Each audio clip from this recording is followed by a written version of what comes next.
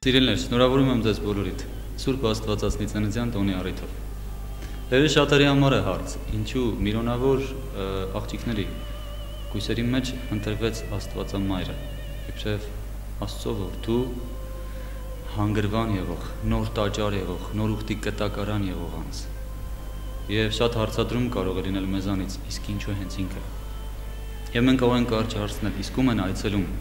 ավետաբեր հրեշտակները։ Ում են գալիս, նրանց, ովքեր իրենց սիրտը պատրաստ են պահել Աստծո համար,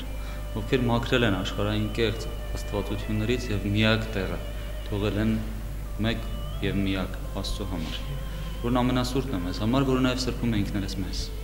Եվ իզուր չէ, որ հենց Աստվածամոր Սուրբ Հոգով լեցված օրհներգության մեջ լսում ենք, եւ ահա ինձ երանի պիտի տան աշխարհի բոլոր ազգերը։ Մենք այժմ երանի ենք տալիս, իբրև եկող սերունդների մաս,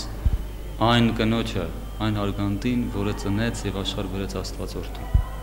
Եվ դարձավ մի տեսակ մեզ համար բաց դասագիրք, ինչպես կարելի է մեր ներսը հրավիրել Աստծուն եւ մեր սիրտը դարձնել Աստվածածին,